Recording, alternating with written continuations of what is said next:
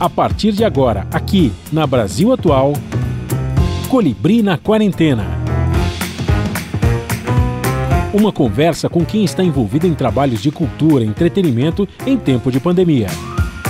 Colibri na Quarentena, um momento para refletir e se reinventar, na música, no teatro, no cinema e em todas as expressões de arte. Olá, pessoal.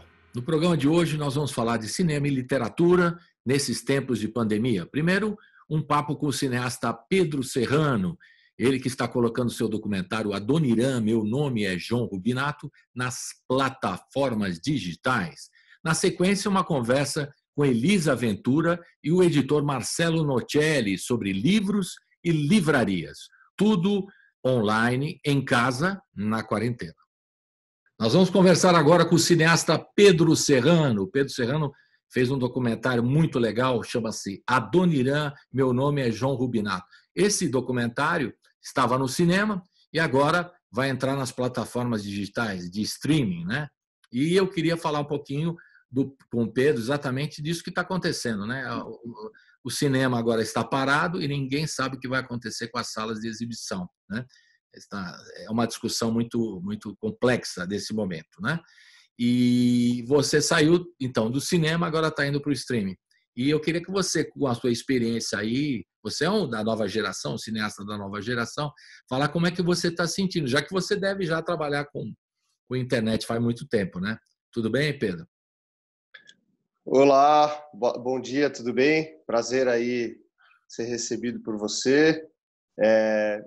Olha, acho que assim, o cinema vem num processo de mudança faz tempo já, né? Todas as plataformas de streaming que chegaram mudaram a maneira de consumir o conteúdo audiovisual.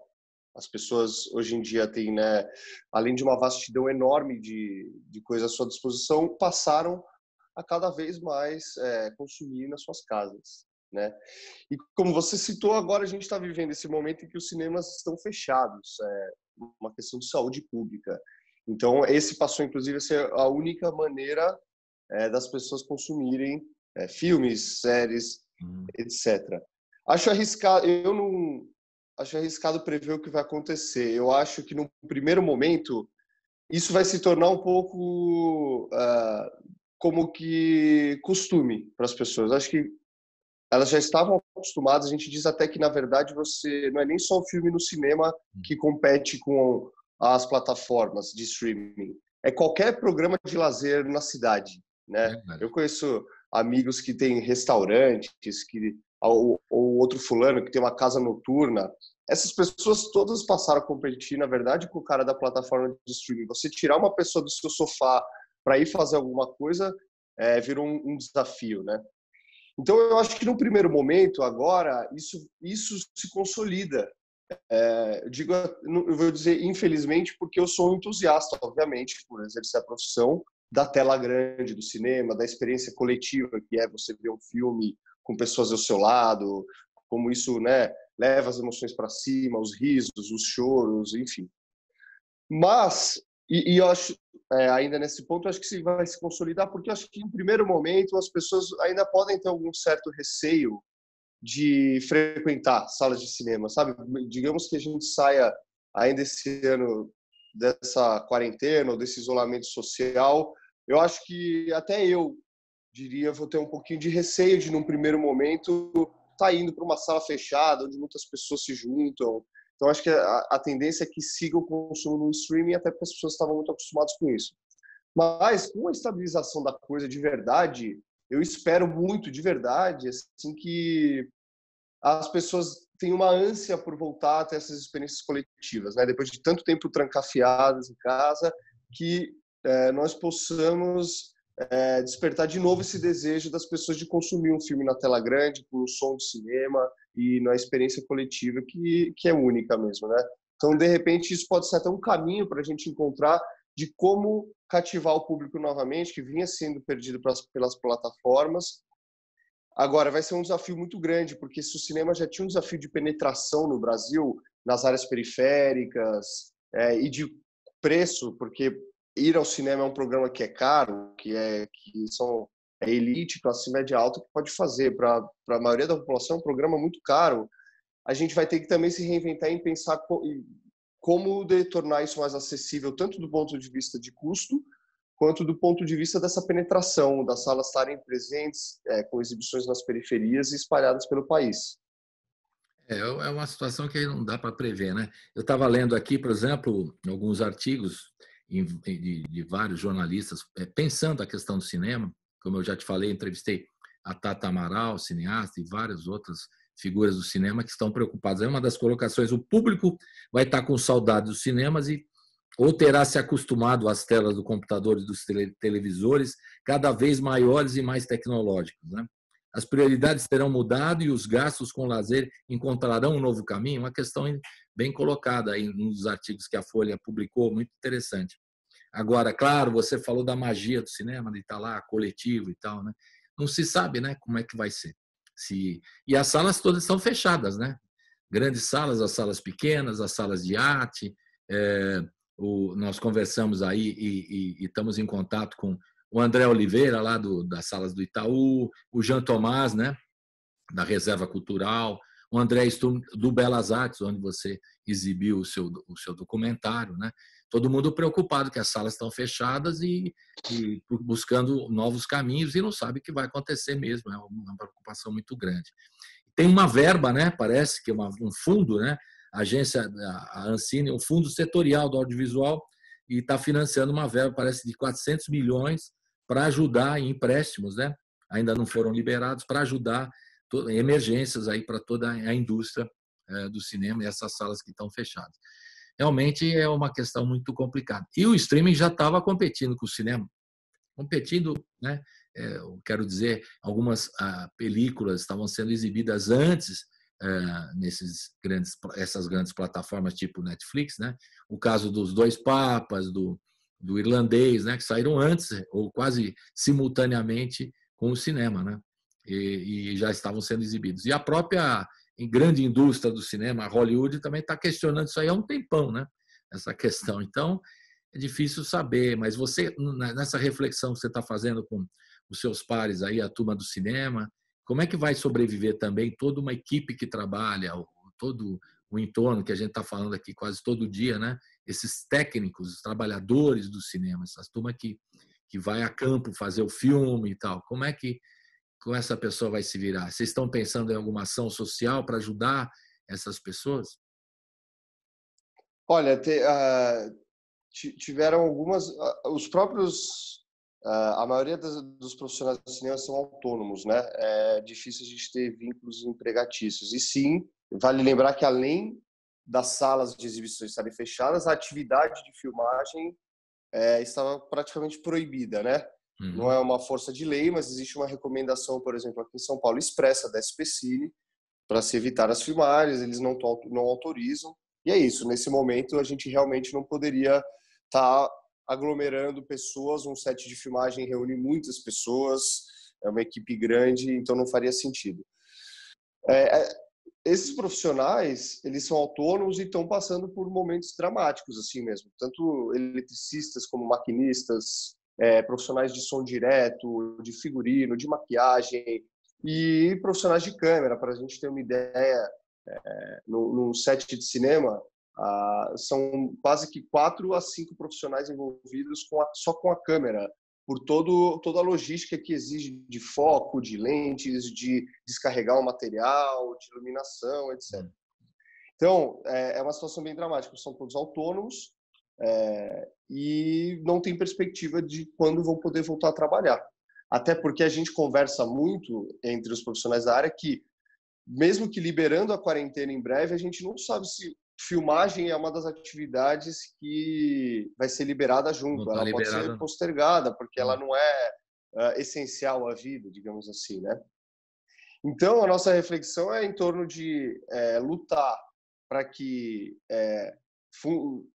as produções continuem quando for possível, para que essas pessoas continuem tendo emprego, e nesse meio tempo fazer ações sociais, sim, mas isso são paliativos, né? Na verdade, você pode ajudar com cestas básicas, com alguma ajuda financeira, mas isso não faz com que a pessoa consiga manter a vida dela como antes, né? A gente vai passar por um desafio muito importante, que é dentro de uma indústria eu acho que vai estar muito machucada, que é não abaixar o cachê dos profissionais, que isso seria uma atitude que poderia facilmente ocorrer através de um oportunismo, seja dos produtores que estão contratando, ou na questão do mercado publicitário, por exemplo, que corresponde a grande parte das filmagens e que muitos profissionais sobrevivem da parte dos contratantes, que são os anunciantes. E a gente tem um desafio muito grande de não deixar isso acontecer, porque não é porque o mercado vai estar precisando voltar às atividades e todo mundo vai estar num certo desespero para trabalhar, que a gente vai poder jogar os cachês dos profissionais lá embaixo e fazer com que as condições de trabalho fiquem ainda mais Então você já precárias. ouviu alguma coisa nesse sentido? Porque eu esqueci de mencionar, você está contando aí, muito importante mesmo, que tem um mercado publicitário que também ajuda muito os profissionais de cinema, de filmagem e tal, né? Que é um mercado muito, muito forte mesmo. É parte do mercado audiovisual, chamamos É uma assim, boa né? parte, é mesmo, bem É uma boa lembrado. parte. E aí pode Mas ser assim, que vão diminuir, diminuir os cachês e tudo, mas isso vai acontecer em todos os níveis da economia, em todos os setores da economia também, né, Pedro? Tem essa questão pois também. Então, deve ser uma crise generalizada. Agora, é importante dizer que para nós, por exemplo, na questão da atuação em cinema mesmo, já vínhamos sendo muito prejudicados pelo congelamento de fundos por parte desde que verdade. o governo Bolsonaro assumiu. Então, Certo. assim, o Fundo Setorial do Audiovisual, que sempre alimentou com recursos, é importante ressaltar, recursos que vêm da própria indústria, não é dinheiro público, é um dinheiro pago por um imposto dos exibidores que realimenta a própria indústria. E esses recursos estão congelados. A Ancine funcionou a passos de tartaruga ao longo desse 1 ano e meio, impossibilitando que diversos recursos já ganhos por produtores pudessem chegar na via devida e realmente que eles fossem destinados a produções. Então, isso já vinha fazendo os profissionais serem muito prejudicados na questão de remuneração, porque o trabalho diminuiu muito e os filmes que estavam sendo feitos, muitos estavam sendo feitos com metade ou com 70% da verba prevista, porque não recebeu o montante devido. Então, isso já estava colocando as pessoas numa situação bastante complicada. Essa pandemia, infelizmente, não traz boas perspectivas, porque ela vem para prejudicar ainda mais essa situação. Eu estava lendo até que nesse momento a gente tem que dar, não é risada, né, mas tem que ser um pouco otimista, mas estranhamento, né, de algumas atitudes. Por exemplo, o Cinemark e o grupo Play Art estão fazendo delivery de pizza e de pipoca, que está tudo fechado, os cinemas estão fechados, né? Então eles estão fazendo isso, uma alternativa. É como restaurantes estão partindo para o delivery, mas aí é a área deles, né? Mas o cinema, eu me surpreendi com essa informação que essas duas grandes salas de exibição, Play Art e Cinemark, estão fazendo esse tipo de coisa através fazendo delivery de pipoca e de comida e tal, aqueles cinemas que tem esse serviço também, achei meio estranho, né? E o que a Laís Bodansky colocou também, né, que o mundo do audiovisual está agora num paradoxo, né?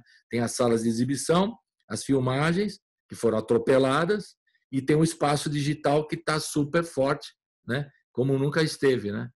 Como é o caso, você vai exibir agora o seu documentário nas plataformas digitais, então a gente vai poder ver em casa o filme Adoniran, Meu Nome é João Rubinato, né? Então esse como é que você vê esse paradoxo aí? Olha, eu acho que é um pouco do que eu coloquei no começo. Eu acho que é um caminho sem volta, que a gente precisa proteger a experiência de se ver um filme no cinema, seja de alguma maneira, né?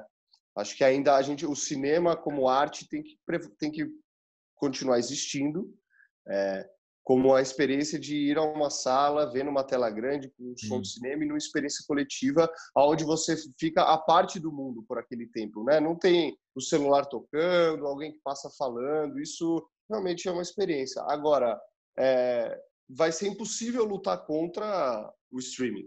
Isso daí veio para ficar, parte do comportamento de consumo e da cultura das gerações mais novas. Não adianta você lutar contra isso também. né? Então, eu acho que, por exemplo, é benéfico, esse caminho é natural, né? O filme sempre estreou no cinema e depois ia para televisão ou para DVD e Blu-ray. Hoje em dia, como o DVD e o Blu-ray, ou VHS, até para os mais antigos, eu sou da época que eu ainda via coisas em VHS também. Então, assim, como essas mídias não existem mais, se tornou um caminho natural você estrear um filme no cinema e depois ele vai para as plataformas, que acabam, sendo sincero para você, sendo muitas vezes mais democráticas do que o cinema, infelizmente, por aquilo que nós já falamos, porque o preço do cinema é algo que não é acessível para todas as classes, né? E a gente devia pensar isso como política de fomento à cultura, de Estado, de como tornar mais acessível, mais popular para as pessoas. Você citou as redes Cinemark, a rede Cinemark, Kinoplex, da Pipoca e tal, é isso. O cidadão que quer ir numa dessas redes, ver seu filme, tomar um refrigerante. Deu um corte aqui na sua transmissão. Estamos conversando com o Pedro Serrano, que está lançando nas plataformas de streaming Adoniran, meu nome é João Rubinato. Espera aí, João. João não, você não é o João Rubinato, você é o Pedro. Pedro, aguenta um pouquinho que deu uma interrupção aqui. Vamos seguir aqui, vamos ver se melhora aqui. Ô Pedro, tivemos um problema técnico aí de conexão, eu queria que você concluísse o seu raciocínio. Você estava no meio da conversa e deu uma travada aqui. Diga lá, por favor. Não, basicamente a gente estava concluindo, eu estava dizendo isso, então que acho que tem que fazer parte de uma política de Estado, de cultura, a inserção, a capilarização da rede de cinemas e o acesso a preços populares, ou até com exibições públicas, gratuitas, enfim, coisas que a SPCine, sendo bem honesto, que você citou a Rodanas, que já faz através do circuito SPCine dos céus. Esse trabalho é muito importante para que as pessoas possam ir ao cinema. Não adianta a gente cobrar que as pessoas saiam do streaming para ver as coisas no cinema, se o programa de ir ao cinema numa rede, como você citou, às vezes essas aí que eu citei são caras, né? Também tem as mais baratas. Custa mais de R$100. Não, é absurdo. Entendeu? Só que essas que têm grande capilaridade, né? Então eu cito elas por isso. Agora, claro que nós temos cinemas mais baratos, enfim. Então, eu acho que assim, a experiência fílmica de você assistir nos cinemas uma obra sem ser interrompido, no coletivo, na tela grande, é única, tem que ser mantida, tem que persistir. Agora, o streaming veio para ficar também. Isso é inegável, não adianta remar contra essa maré. Perfeito. É uma tendência e é uma questão comportamental já das novas gerações, enfim. Então, é achar esse equilíbrio, né? Os filmes, acho que todas as maneiras de exibições são válidas, só não podemos deixar o cinema morrer. Claro. Né? Sem dúvida. É um fato. E vocês vão fazer uma pressão aí para que esse fundo aí libere, né? Porque, como você disse, os técnicos aí estão com grandes dificuldades nessa questão emergencial. Como você falou, não vai resolver o problema do cara, né? Mas resolve emergencialmente. Ajuda, né? O importante é esse momento de ajuda emergencial, né? Pelo menos se sair essa verba que estão prometendo aí, o fundo, né? É o que a gente espera também, né, Pedro? É isso aí. E são mais de 3.505 o número de salas de cinema no Brasil. Muitas delas vão certamente ter problemas aí para o futuro, né? Sem dúvida. E a gente aguarda que o cinema sobreviva, né? Agora as salas vão ter que se readequar e como vocês também estão se readequando, indo também para streaming, se apresentando para o público da maneira que é possível, né? É isso aí, né?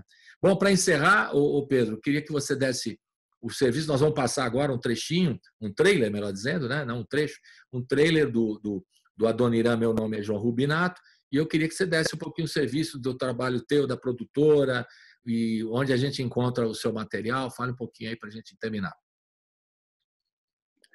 Isso, então, o Adoniran, meu nome é João Rubinato, documentário que conta um pouquinho da história de vida e da carreira do Adoniran Barbosa, um dos principais nomes do samba paulista, e ele está chegando agora nas plataformas do NetNow, Vivo Play e Oi Play.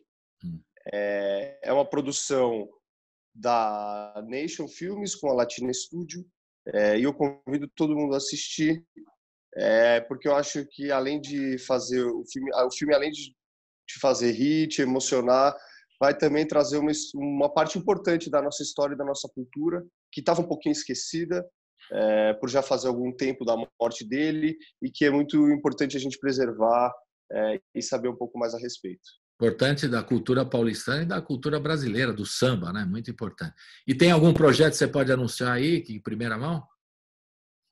Próximo. Olha, eu no momento não tenho. Eu estou trabalhando no desenvolvimento de alguns projetos, outros longa-metragens, mas todos estão em fase de desenvolvimento e captação, então ainda não tenho nada certo para anunciar.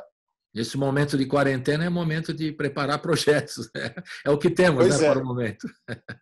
Exatamente. Valeu. É isso aí, então. Muito obrigado, Pedro. Obrigado pelo papo aqui. E vamos aguardar também o Fundo Setorial liberar verba para os técnicos e vocês aí se reinventando na área de cinema, que é muito importante, né? E que os cinemas não morram, né? Ao contrário, que sobrevivam com qualidade, mas com preço, você colocou muito bem, um preço um pouquinho mais em conta para o público poder comparecer. Obrigado. Então vamos então para o trailer Adoniran, meu nome é João Rubinato. Obrigado, Pedro. Até a próxima. Obrigado você, um abraço. Um abração. Tchau, tchau. Tchau. Adoniran, o que você fez em 1961? Estou vendo aqui, não fiz nada. E em 62? Eu estou bonito? Lindo. 60, Bidu? 60, também não fiz nada. 63? 63, também não fiz nada. E em 64? 64 fiz trem das 11.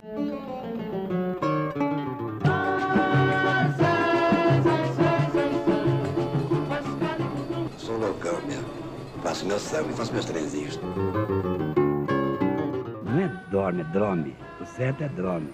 Agora, precisa saber falar errado. Se não souber falar errado, é melhor ficar quieto, ganhar mais. Fizer um samba de cada coisa que muda em São Paulo, onde eu vou parar? Não posso. Muito violento o progresso. Um cimento. Concretos. Foi aqui, seu moço, que eu, Mato Grosso e o Joca construímos nossa maloca. Adoniran, a cidade de São Paulo foi sua grande musa inspiradora? A minha musa inspiradora é Musa Lite e Musa Mussarada. Saudosa maloca querida, onde nós passemos dias felizes de nossa vida. Adoniran não é uma pessoa para se estar rindo dele. É um camarada muito sério para a gente estar fazendo cães a toda hora, sabe? Todo meu samba é verdade. Tudo é verdade. Adoniran, por favor, você me meteu numa treta aí que não tem tamanho. Eu nem te convidei para você ir na minha casa. Ernesto, segura essa. Se não tinha mancada, não tinha samba. Você está ouvindo Colibri na Quarentena. Nós estamos em contato agora com o Rio de Janeiro e São Paulo. Nós vamos falar de literatura, vamos falar de livrarias, vamos falar de editoras. E conosco aqui a Elisa Ventura. Bem-vinda, Elisa, direto do Rio de Janeiro, que tem algumas livrarias espalhadas pelo Brasil. E nós vamos falar um pouquinho dessa questão da cultura nesse tempo de pandemia. Comigo também o Marcelo Nocelli, que além de ser editor, o criador da editora Reformatório, também é nosso colunista de literatura da Rádio Brasil Atual. Bem-vindo os dois. Vamos começar com a primeira questão. Como é que vai ser as livrarias, as editoras, como é que elas vão se virar depois da pandemia? Que na pandemia já estão sofrendo muito do ponto de vista econômico, obviamente, como todo mundo, né? Todo mundo está sofrendo muito com essa pandemia. Mas a gente precisa imaginar o que vai acontecer para frente, ou pelo menos fazer alguma projeção e fazer uma reflexão sobre a cultura nesse país que é tão desprezada, a cultura, né? Então, começando com a Elisa Ventura. Bem-vinda. Obrigada, bom dia. Bom, realmente a gente está passando agora, nós e todo mundo, o setor, né, editorial está passando por um momento muito complicado. A gente, e eu estou falando isso por experiência própria, não está conseguindo nenhuma linha de crédito. Essas tão faladas linhas de créditos para pequenos empresários e médios, de fato, eu não tenho conseguido. E uma das questões, uma das coisas que eu ouvi foi que o setor estava acabando. Portanto, os bancos estavam receosos em emprestar dinheiro, não pela empresa, né, no caso a minha, mas pelo setor, pelo ramo de atividade. Então, assim, isso é muito assustador, assim, porque você fica... Eu até brinquei, no dia que eu ouvi isso, falei, bom, A gente já está deprimido. Você ouve uma coisa dessa, realmente é para você fazer o quê, né? Então, assim, eu não sei exatamente o que eu vejo é que tem uma questão emergencial, né, agora, que é, de fato, salvar essas empresas, e aí eu estou falando de modo geral, não só livrarias, editoras. Para isso, realmente precisa de uma linha de crédito que não está vindo. E o que vai ser depois, né? Eu acho que, de fato, assim, a gente vai ter uma mudança. A gente já vem de 2 anos muito ruins e, assim, a sensação que eu tinha é que a gente estava começando a dar uma mudada, uma respirada, com questões maiores de culturas e saraivas e etc. De repente veio essa história toda e a gente deu 10 passos para trás. Então, assim, eu acho que nem todo mundo vai conseguir sobreviver e acho que sobreviverem, eu acho que vão ter que se reinventar mesmo, assim. A questão do digital, obviamente, do e-commerce é uma coisa que não tem volta, já era um processo. A gente, na Blux, não estava priorizando por várias questões e eu tive que, em 3 semanas, inventar uma loja digital para a gente conseguir vender, um e-commerce para conseguir vender, e o resultado tem sido até muito bom, muito por questões de engajamento, por questões de empatia, de posicionamento, sabe, de você prestigiar o comércio local. Então, assim, eu acho que isso tudo tem feito uma reflexão grande em relação ao consumidor e ao próprio consumo, assim, né? O que de fato vai ser, porque eu acho que assim essa volta, e eu digo assim, do comércio, ela não vai ser, opa, que bom, abrimos e está tudo certo, né? Eu acho que assim, eu no meu caso vou repensar as lojas, se é isso mesmo, o tamanho da Blux, enfim, eu acho que está todo mundo, é o momento da gente repensar tudo e assim, e ver de fato quem vai sobreviver. Enfim, eu acho que no primeiro momento é isso, né?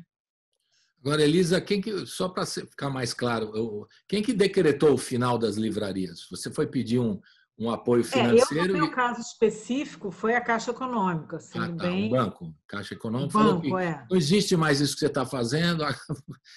Não, a explicação do banco foi essa. Eu falei, mas como assim? Vocês estão me dando... Que eles têm uma nota lá, né?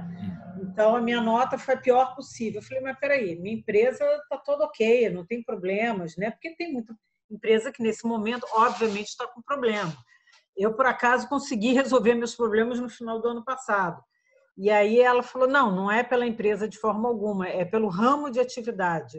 A gente considera que o ramo está em extinção, está acabando, então o banco acha muito perigoso. E eu ouvi isso até de editora também, de pessoas de editora e pessoas de livraria com outros bancos. Depois até a Publish News disse que ouviu o cara da Caixa dizendo que imagina, obviamente eles não vão... Declarar oficialmente, né? Enfim, mas isso foi uma experiência própria que eu tive com a Caixa Econômica. E outras pessoas tiveram com outros bancos. E as editoras, Marcelo Nocelli? Oi, bom dia, Colibri, bom dia, Elisa. Então, na verdade, eu tenho uma preocupação muito grande com esse assunto do que vai ser depois da pandemia, porque, por exemplo, as lojas da Blux, né, as lojas da Elisa, aqui em São Paulo, no shopping Frei Caneca, e lá no Rio, no Espaço Itaú Cinema, né, são lojas muito bonitas e agradáveis, que você vai para a livraria não só para comprar um livro, mas tem aquela coisa de gostar do ambiente, encontrar pessoas, né? Então, há algum tempo, nesse período de pandemia, é claro que as vendas online têm sido praticamente 100%, né? Das compras aí, daquelas pessoas que ainda compram livros, que mantêm o hábito da leitura e da compra de livros. E o que me preocupa, como ela disse, há 2 anos o mercado vem sofrendo muito, né? E aí eu não tenho como deixar de entrar nesse assunto, muito por conta das vendas online da Amazon, né? Que tem todas as suas promoções, tem só venda online, E aí a minha preocupação é se esse método de compra de livros online se dão, já diz 45% na loja da Amazon, né? Se isso não vira um hábito, e como é que vai ser depois para essas livrarias quando reabrirem, né? Pessoas estarão dispostas a voltar a esses espaços de convivência? Como é que isso vai ficar, né? É uma preocupação que eu tenho. A gente ainda vai ter condições de ficar fazendo lançamentos nas livrarias, né? Porque hoje a gente tem feito virtual e as compras são todas virtuais, então eu tenho uma certa preocupação se a gente aumenta essa moda da venda virtual e os espaços, que são espaços de cultura, de convivência, de eventos, né? Como é que isso vai ficar depois? Isso é uma preocupação que eu tenho, nesse sentido de como é que vai ser depois, né? Não dá muito para a gente ter ideia ou prever o que vai ser. E também eu queria dar o meu depoimento aqui para vocês, que eu acho que é imbatível, né? Você ir numa livraria, folhear, né? Olhar a capa do livro. Às vezes você tem alguém ao lado, o cara fala, olha, você já leu, não sei, muito bom. Você gosta de música? Gosta? Tem um livro maravilhoso. As indicações que às vezes rolam ali, né? No convívio, no espaço, tomando um café, conversando com as pessoas. E filme, você viu um filme, tem um livro, não sei o que e tal.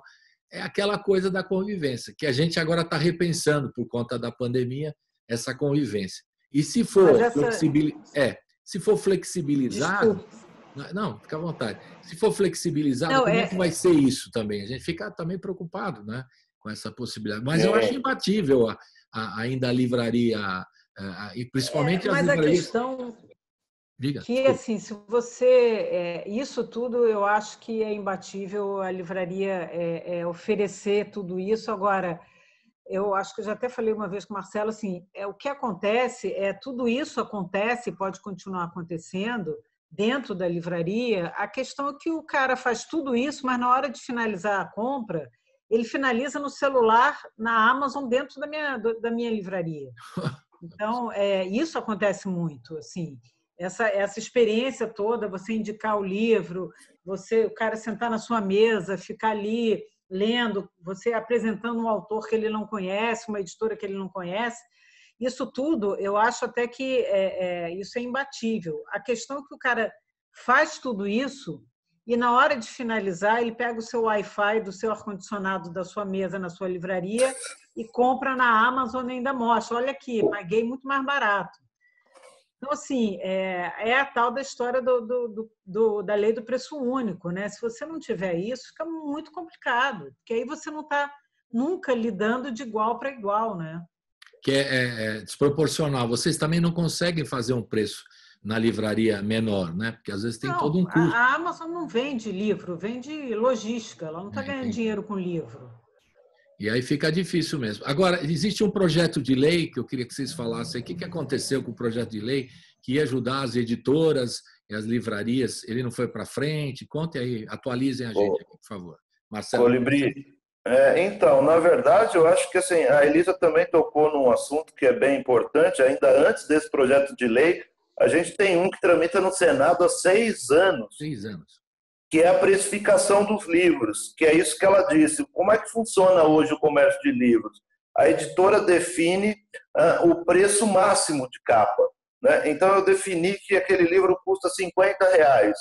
Ninguém pode vender acima de 50, mas pode vender abaixo, né? Então, como a Amazon não tem o custo dos espaços físicos, né, dessa coisa toda, e terceiriza uma logística, eles conseguem oferecer descontos muito maiores que as livrarias, por exemplo. Então, a gente tem esse projeto de lei ainda antes desse que nós vamos falar já, no Senado, parado há 6 anos, que é a precificação. O que mudaria? A editora define o preço mínimo. Então, ninguém poderia vender abaixo daquele preço, né? Pode vender acima. Então, de repente, se o cara acha que na livraria dele ele pode oferecer um café gratuito e ele quer vender o livro um pouco mais caro, seria possível, mas mais barato não. Esse é um projeto que, para mim, acho que a Elisa também concorda comigo, é uma coisa que a gente precisa no Brasil. É assim na França, é assim em alguns outros países. Então, a editora define o preço mínimo. Com isso, você estabelece a concorrência. A pessoa vai comprar onde ela gosta, onde ela é bem atendida, mas não exatamente só pelo preço, né? Agora, o que nós... Só uma coisa, Marcelo, desculpe, cortando aí. E ele ficou parado e está parado por quê? Só para a gente entender, né? Então, a gente não sabe exatamente por que está parado. Instituições, o UBE, União Brasileira de Escritores, algumas associações brigam, cobram o Senado por isso, mas isso nunca foi votado lá. E está há 6 anos parado. Eu não sei se tem interesses que a gente desconhece, né? Aí eu não sei o porquê. Elisa, por favor, sobre esse... Não, eu também não sei, eu te confesso que eu nem lembro disso, porque isso já tem tanto tempo que, para mim, eu não consigo nem, assim, enfim, achar que isso vai acontecer. Agora, eu acho que isso é fundamental, antes de qualquer coisa, isso seria fundamental nesse momento. Mas, enfim, não acho que isso seja uma coisa que vai se resolver. E eu acho que vai ter que passar muito também, talvez eu seja um pouco ingênua em falar isso, mas, por outro lado, não, porque eu estou tendo umas experiências bacanas, que é essa coisa do cara, sabe, consumir de forma consciente. Eu vejo as pessoas falando assim, pô, quero comprar com vocês, tudo menos a Amazon, porque é uma questão de postura minha, mesmo sabendo que a Amazon vai estar mais barato, vai entregar mais rápido, mas nesse momento eu estou querendo comprar com vocês, enfim. É claro que nesse momento está todo mundo muito, muito envolvido, né, com tudo isso. Eu não sei o que vai acontecer depois. Mas, assim, eu acho que isso seria fundamental. E eu acho que... E aí, Marcelo, não sei se eu estou falando besteira, porque passa pelas editoras... eu acho que as editoras têm que ter muito cuidado para não repetir com a Amazon o que fizeram com a Saraiva e a Cultura, que é um pouco abrir as pernas porque nesse momento a Amazon, quem está vendendo, quem está pagando, quem está dando todas as condições para todas as editoras, e eu não sei se isso, entendeu? É uma coisa que eu vi um pouco, eu acho, de novo, não sei se estou falando besteira, acontecer com Saraiva e Cultura, de aumenta desconto, aumenta tudo, vai se dando tudo, porque ninguém nunca imaginou que isso ia quebrar. E as pequenas e médias livrarias não eram absolutamente nada para as editoras, assim, era só um lugar para você, era cool botar um livro na Blux, sei lá, na Argumento, enfim. Mas o meu medo é que as editoras continuem nesse caminho com a Amazon, de sair dando desconto, aí realmente quebra tudo, entendeu? Enfim, eu não sei exatamente porque eu já ouvi de editor falando, mas eu preciso pagar minhas contas, eu preciso vender para a Amazon e eu estou vendendo. Aí você fala, claro, eu entendo completamente, eu também preciso pagar minhas contas, a diferença é que eu não estou vendendo. Enfim, então tem muitas questões aí, né? E eu acho que o mercado livreiro, digo, de livraria, ao contrário das editoras, me parece, é muito desunido. Eu não vejo as pessoas conversando. A gente tem um movimento aqui no Rio, né, de algumas editoras, algumas livrarias conversarem, Argumento, Timbre, Blux, a Da Vinci, mas ainda é muito desconectado. Assim. Em São Paulo, então, eu vejo muito menos. Então, assim, eu acho que falta também um projeto comum, sabe, de todos. E esse outro projeto de lei, Marcelo? O que é esse novo, mais recente? Então, esse mais recente é um projeto de um senador, né, do PT, se não me falha a memória, lá do Rio Grande do Norte, que é uma ideia de flexibilizar e facilitar empréstimos para pequenas editoras e livrarias. E aí uma coisa que me chamou a atenção no projeto normalmente editoras pequenas como a minha e livrarias pequenas, né, menores ainda que da Elisa, e até porque não dizer também a da Elisa, que ela acabou de falar, né, tá difícil as vendas, então você não tem um caixa muito grande, você não tem grana na mão, você tem ali o seu fluxo para fazer um lançamento novo e tentar vender aquele para fazer o outro, e assim a gente vai tocando a vida. Então você não tem muitas garantias também, né? E o que me chamou a atenção nesse projeto novo é que a garantia das editoras e das livrarias poderiam ser o próprio estoque, ou seja, os livros, né?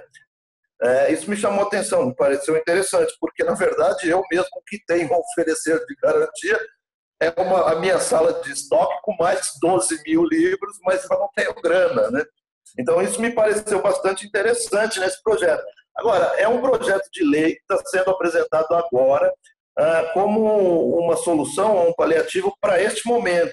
Agora, se eu falei que o outro está há 6 anos no Senado, imagina esse senador apresentar esse projeto agora. Será que quando isso for aprovado, se for, vai ser daqui 2, 3 anos, né? E aí eu espero até lá, a gente nem está mais nessa situação?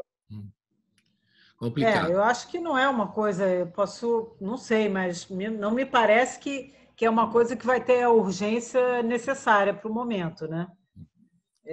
As pessoas estão precisando de caixa agora, para maio. Eu tinha um mês de sobrevida. Falando em caixa, nesse momento aqui que está tudo parado, as livrarias estão fechadas, né, Elisa? As suas livrarias estão fechadas. As editoras estão com projetos postergados aí para não sei quando, segundo semestre, o ano que vem, lançamentos.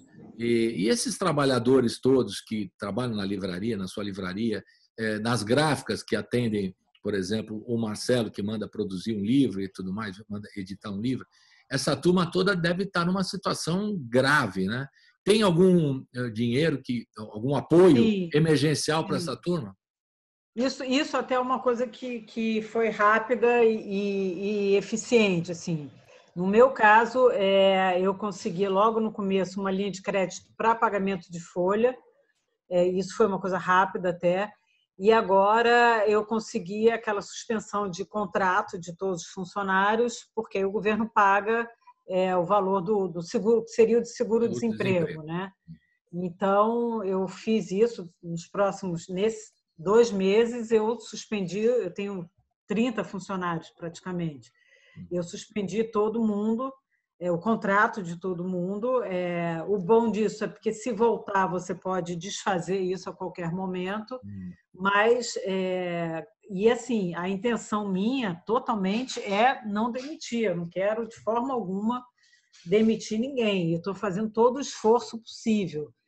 Mas a questão é que, para mim, a questão principal não é funcionário, porque isso, de alguma forma, o governo está resolvendo. A questão maior, para mim, pessoal, e eu acredito que para muita gente, é fornecedor. São os fornecedores que eu preciso pagar e que eu não tenho nenhum caixa para pagar. Então, isso precisa de dinheiro, não tem outra conversa, é dinheiro. Preciso de dinheiro na minha conta para pagar meus fornecedores. E isso não aparece, não tem. Aí você vai lá na caixa, o cara falou que não vai te ajudar porque o seu negócio não existe mais. Mas decretou o final do seu negócio. Aí eu falo, cara, você quer que eu fale isso para os meus fornecedores, para as editoras, entendeu? Dureza, né? Não dá. Então, assim, é muito complicado, porque literalmente assim, o que fazer, né? Porque mês de maio a gente vai continuar fechado. São 2 meses com tudo fechado. Verdade. Não há negócio no mundo que resista você fechar 2, 3 meses, né? E os trabalhadores das gráficas, o Marcelo, você que está em contato sempre com gráficas, está todo mundo parado? Como é que está a situação deles também? Está difícil para eles também? Imagino, né? Está bem difícil. A indústria gráfica conseguiu continuar funcionando, né? Eles têm algumas restrições que tem que seguir, então pessoal reduzido, uma distância que tem que se manter dentro da fábrica, né? Mas é claro, o trabalho também reduziu muito. A maioria das grandes editoras estão segurando também suas impressões, né? Então o mercado gráfico tem tentado sobreviver com outros tipos de produtos que não livro, mas ainda assim está complicado. Uma preocupação que eu tenho, Colibri, ainda maior é assim, no meu caso, por exemplo, na editora nós somos em 2 sócios e temos uma única funcionária, né? Então a gente está levando. Agora, todo o trabalho por trás da editora, e aí eu não falo só de editora pequena, não, nas grandes também funciona assim, do diagramador, do revisor, do capista, eles são todos freelancers, né? Então, se a gente está parado, eles também estão parados e eles não têm a garantia, né, nem do governo. Assim, então, esse pessoal todo, a cadeia do livro é muito movida por freela, né? Então, assim, você contrata um capista, um diagramador para aquele projeto em específico, né? Eu não tenho nem condições de ter esses profissionais como funcionários, porque eu publico 2 livros por mês, né? Então, não tem volume, são todos freelancers. Então, esse pessoal também está completamente parado nesse momento. E aí é um caso também bastante complicado. Parado e desamparado também, né? Porque exatamente. Não pode contar mais, porque às vezes o mesmo freela, eu conheço alguns da área de edição e tudo mais, que ele tem assim uma demanda, né? Aquela editora me pediu, estou revisando esse, estou trabalhando na tradução de outro e tal. Já se organiza, agora parou tudo, então o cara está sem... É mais ou menos como eu ouvi você dizer, recentemente eu estava te ouvindo no seu programa, e você estava falando das lives agora de músicos, cantores que tem até patrocínio, né, de empresas e tal.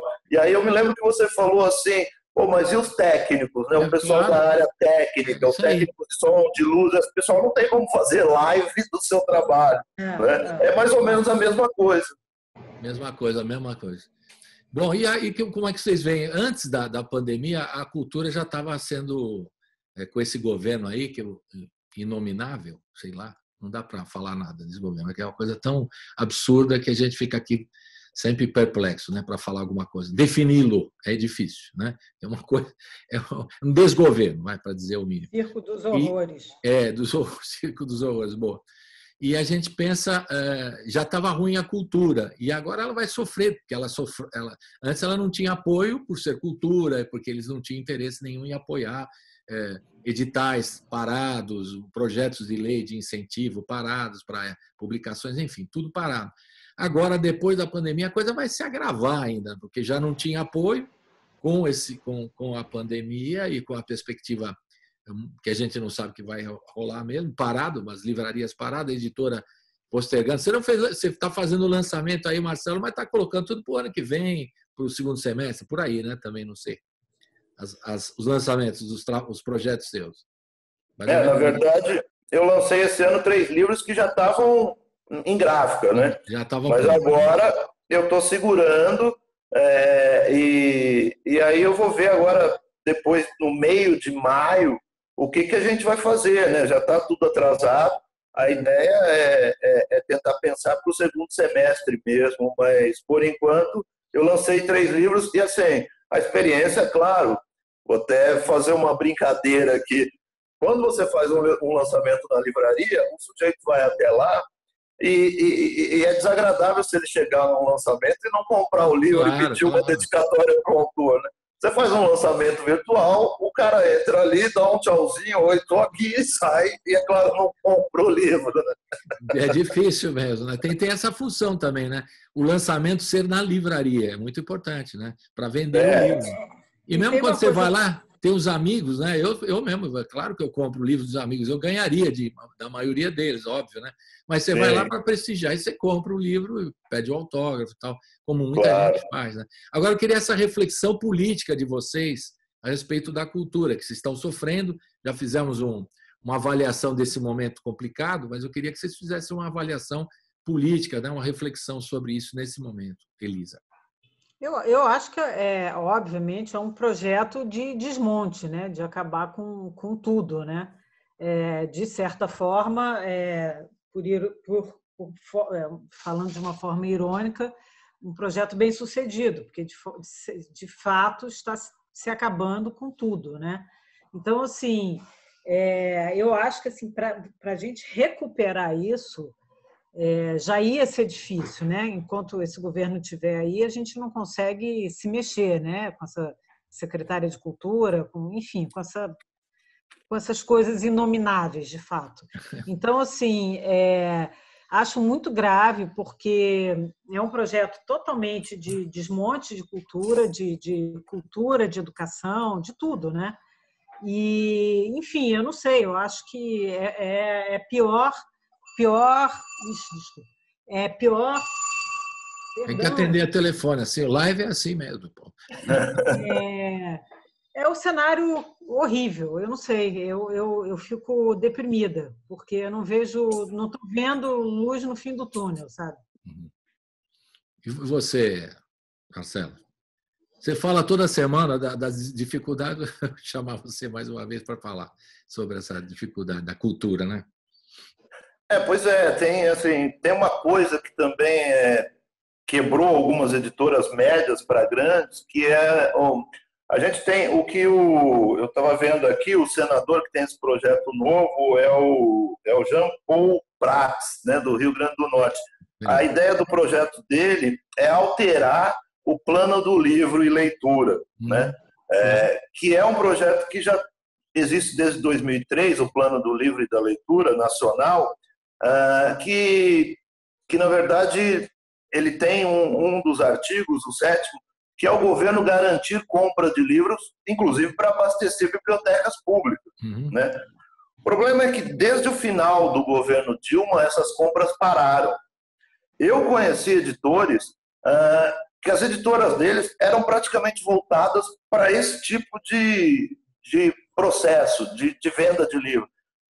Vender livros para esses programas do Plano Nacional de Livro e Leitura, né? Quando isso foi cortado no fim do governo Dilma, ou bastante reduzido, e no governo Temer não se comprou livro nenhum para abastecer as bibliotecas públicas federais, e agora menos ainda, né?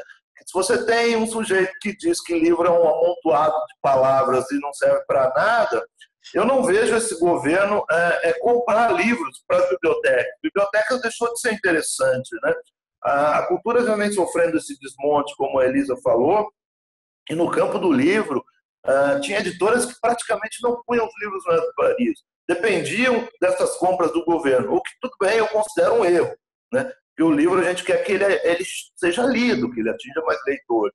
Então, quem se firmava nessas compras do governo acabou quebrando, né? Agora, isso é terrível, porque você deixa, inclusive, de renovar as bibliotecas públicas, né?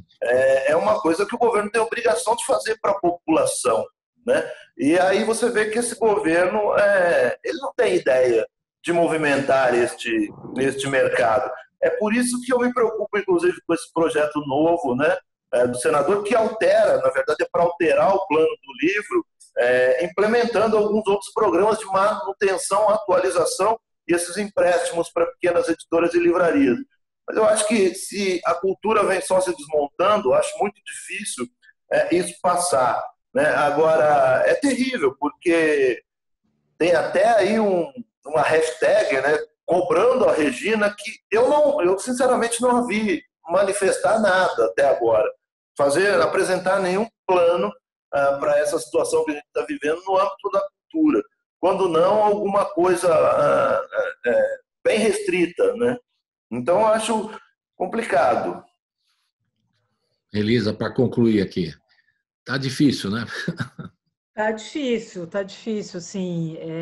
Mas é louvável, né? O projeto que ele acabou de nome, como chama sim, o senador?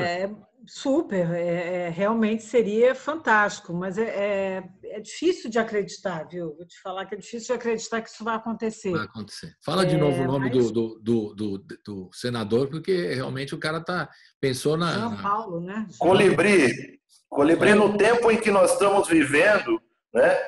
O senador é o Jean Paul Prats, do PT do RN. Um senador do PT apresentando um projeto que fala de livros, vamos dizer que é um projeto comunista nesse governo. Isso que eu ia falar. Imagina, já né? não vai nem andar, né? Mas é louvável. De qualquer forma, a ideia dele é muito boa e a gente tem que aplaudir. Pena que nós estamos numa realidade que a gente não vê muito futuro, né? Isso aí. Bom, gente, estamos no finalzinho do papo, né? Eu estava falando com a Elisa antes de começar aqui a conversa.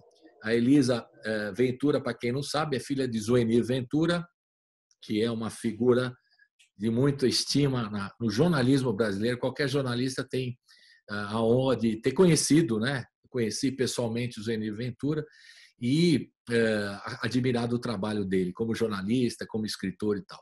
E a gente imagina... Como pai, que é um fofo. Como pai, como filho. Que é um fofo. Está lá em casa na quarentena, né, Elisa? É isso? Sim, totalmente. Beleza. E eu imagino o que ele escreveria, né, Marcelo? Nós sempre ficamos imaginando títulos de livro, porque se o ano de 68 não terminou, como é que é o título mesmo? O ano que não... O ano que não terminou. O ano que não terminou, 1968. O que dizer de 2020, o ano que mal começou? Pois é. O ano perdido. O ano perdido, a Elisa já deu o título. O pai dela vai escrever, Zuenir Ventura vai escrever 2020, o ano perdido.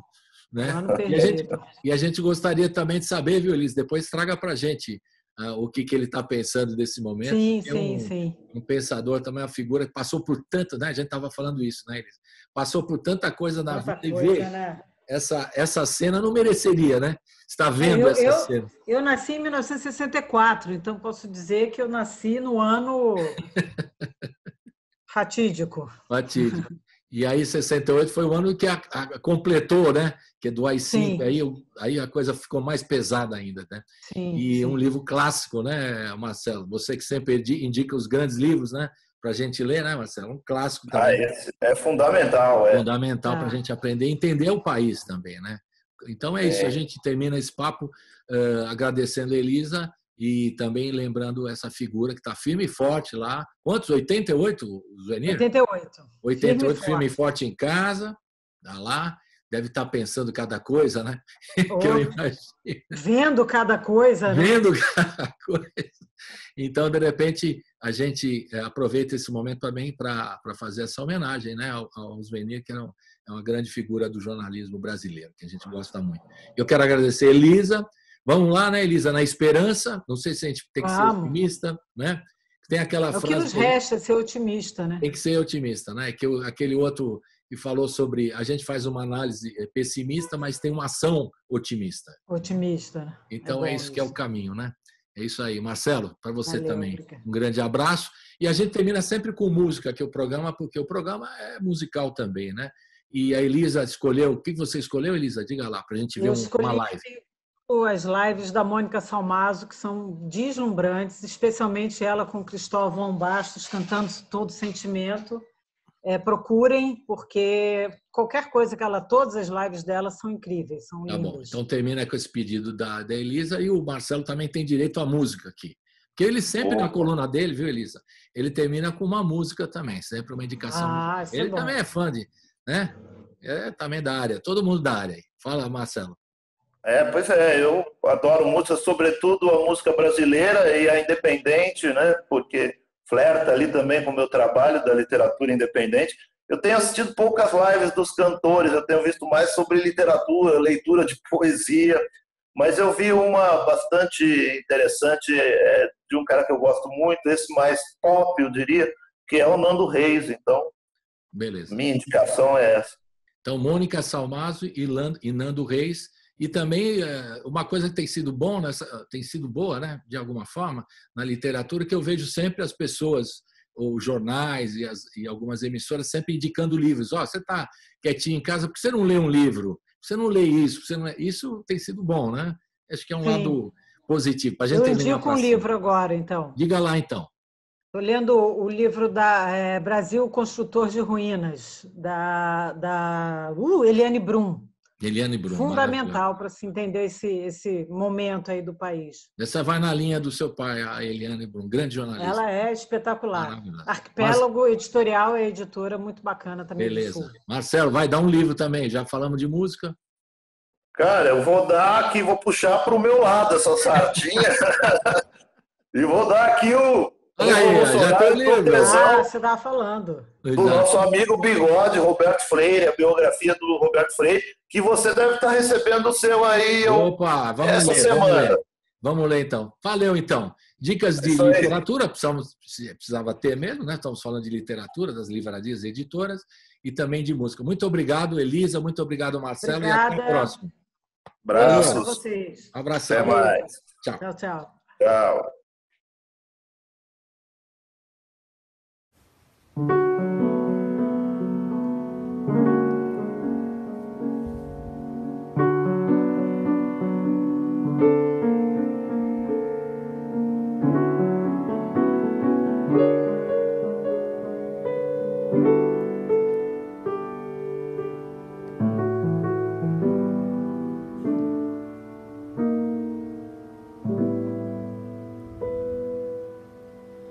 Preciso não dormir até se consumar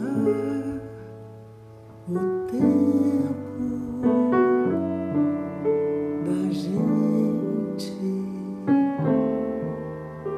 Preciso conduzir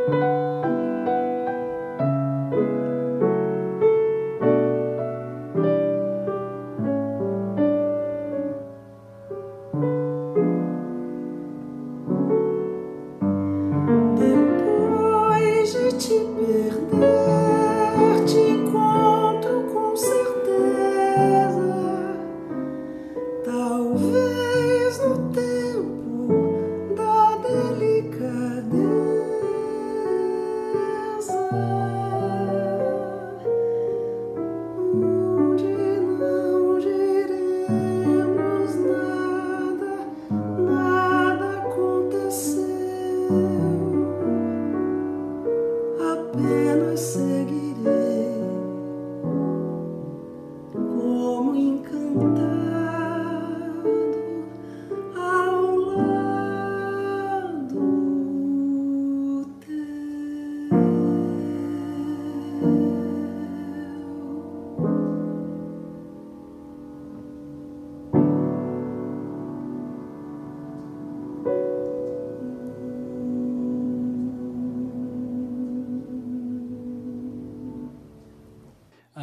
Essa canção que eu vou tocar agora, para vocês que assistem meus vídeos no YouTube, recentemente a gente inaugurou um negócio que chama-se Arquivo NR para esse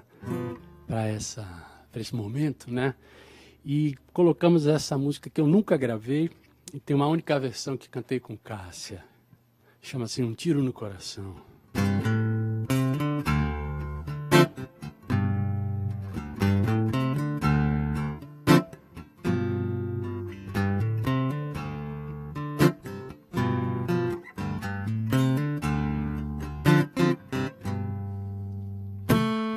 Como um livro quando faltam páginas, some do epílogo a explicação.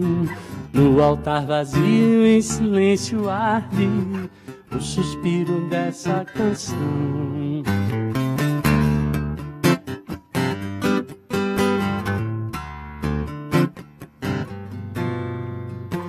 Eu fecho os vidros pelo fim da tarde e o sol sumindo deixa a escuridão que cai tingindo em sangue a minha carne. Um tiro no coração despedaçou. Nós falta um arco-íris dos seus lábios sem cor, e o que restou? Um armário sem vestidos, como um vaso sem flor.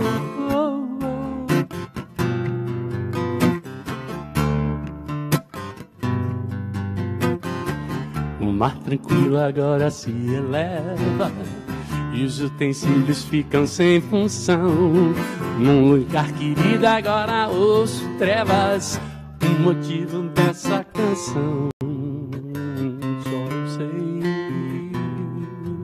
eu sei. Os amendunas que acumulam lágrimas, orvalho inunda a imensidão. Está fugindo a minha estrela d'alva, no céu só escuridão. Você me deixou, eu vi você sair sem dizer pra onde foi, e o que restou vai ficar comigo e a saudade depois. Mas vou deixar a minha porta aberta, fechar os olhos para me lembrar que quando você entrou aqui falou que a moça pode ir, porque pode ficar.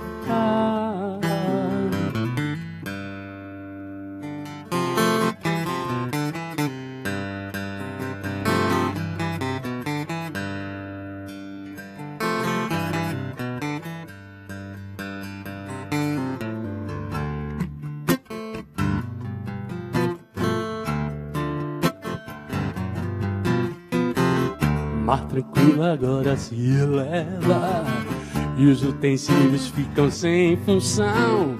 Num lugar querido agora ouço trevas, o motivo dessa canção. Só eu sei, só eu sei. Os amendunas que acumulam as lágrimas, o orvalho inunda a imensidão. Está fugindo a minha estrela d'alva, no céu só escuridão. Você me deixou, eu vi você sair sem dizer pra onde foi, e o que restou vai ficar comigo e a saudade depois. Mas vou deixar a minha porta aberta, fechar os olhos para me lembrar que quando você entrou aqui falou que o amor só pode ir, porque pode ficar.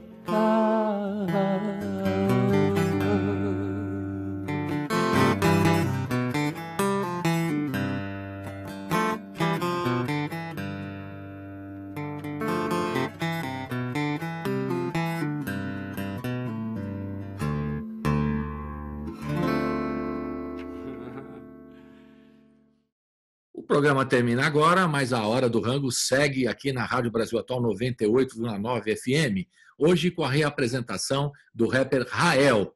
Fique com a gente.